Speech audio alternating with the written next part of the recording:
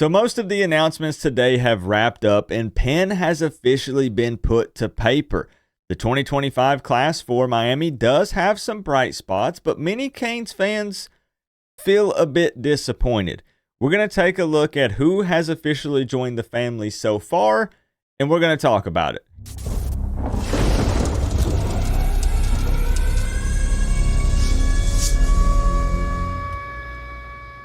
What's going on, Canes fans? Do me a quick favor and make sure that you have subscribed to this channel and you like or dislike this video before we dive in. And also, leave a comment on this thing because I would love to know your thoughts on this class so far. Now, we are going to jump over here and take a look at where Miami officially ranks at the moment. Now, again, when it comes to recruiting and signing day stuff, this continues to evolve and could change.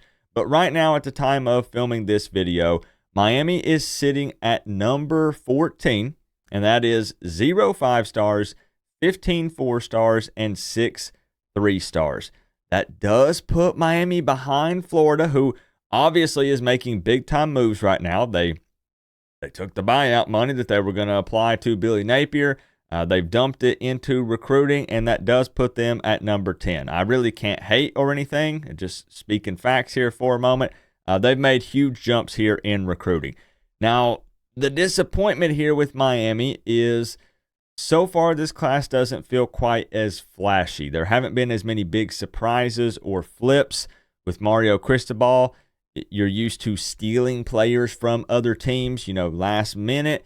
And that hasn't really happened. Now, there was one pleasant surprise that happened this afternoon, and we're going to talk about it here in just a moment. But Miami sitting at number 14, and that is the number 1 ranked class in the ACC. So let's jump over here and take a look at this official 2025 class. And just keep in mind that I am going to butcher some names here. I mean, heck, I butcher some of the current players' names that have been on the team for many years. We're just going to scroll and take a quick look at it.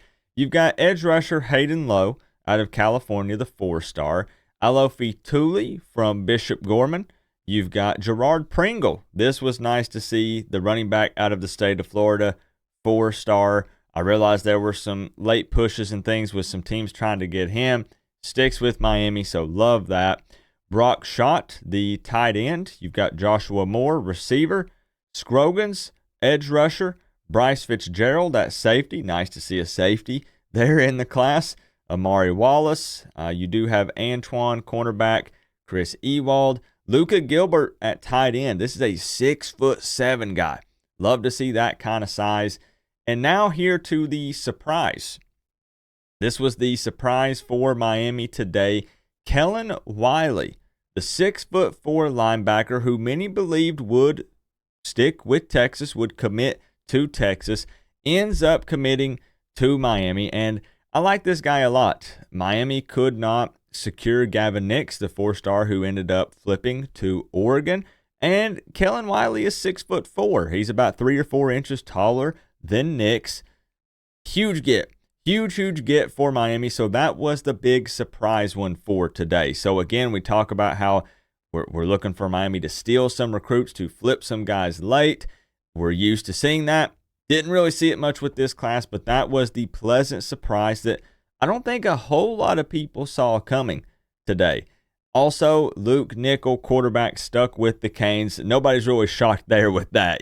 This guy was locked in. He's been a Miami Hurricane and is the quarterback in this 2025 class. I understand the 3-star might concern some people, but if you've watched this dude play football, he is a baller. Many see him as a hidden gem, and I think this is a great get out of the state of Georgia. You've got Marcelin. You've got the linebacker out of Miami Central. Upshaw out of Alabama, the receiver. You did get Buchanan. They've got Simpson, defensive lineman. Wilkerson, the 3-star. Newton, edge rusher, 3-star. And Demetrius Campbell, offensive tackle, 3-star as well. Now, again, I know I'm just burning through these. We can do deep dives and recaps and things later, but I did just want you to kind of see the names. I wanted you to see the list so you know exactly who has put pen to paper for this 2025 class so far. Now, there were some potential flips that could have happened today. DJ Pickett, 5-star, right? The flashy guy ends up sticking with LSU. So we're not able to secure him. There was also an opportunity to flip 4-star linebacker Alfred late, and there were even rumors that it was going to happen, that he was going to be a Miami Hurricane, but he ends up sticking with Ohio State. Also, there's a lot of eyes on Malachi Toney, who is currently committed to Miami, but he has not put pen to paper yet, and I don't think that he's planning on doing that today on Wednesday. And then the other guy that comes to mind is 4-star defensive lineman Jarquez Carter, who will sign on Thursday. I think Thursday around 2 or 3 p.m. Eastern time. So there is possibly a chance that Miami could get Carter. He is currently committed to Ohio State, however. So that's going to be what this class looks like currently. I think that it might be kind of a portal-heavy class this year. Miami signs the number 4 ranked class in 2023 after winning 7 games, and then signs the number 14th ranked class after winning 10 games, which I understand has a lot of Canes fans shook and shocked, trying to figure this thing out. But I think it will probably be kind of portal heavy.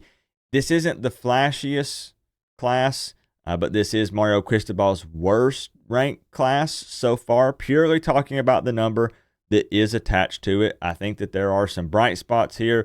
There's some good guys here. There's some depth pieces here. Some guys that are good culture fits at Miami. So it's not that this is a bad class. Make sure that we welcome all the guys that have chosen to wear the orange and green on Saturdays.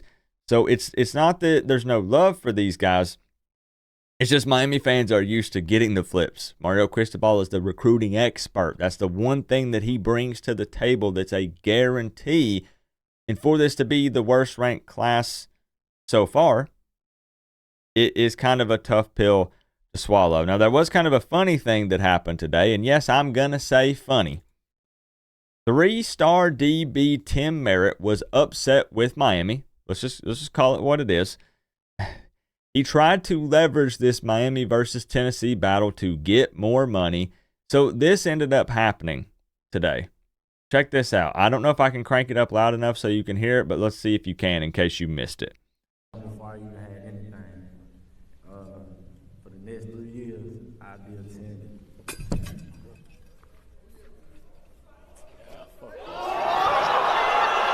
He done cursed himself.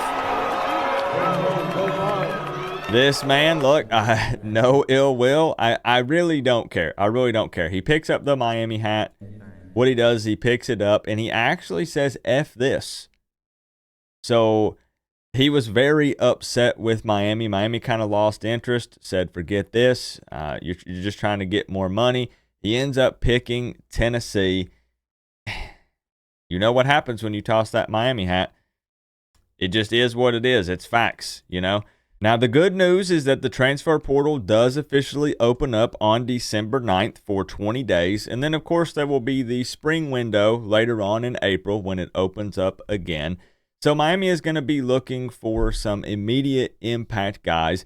And I personally, I don't have any inside info on knowing how Miami is trying to spend their funds here with this. Obviously, there are some positions of need.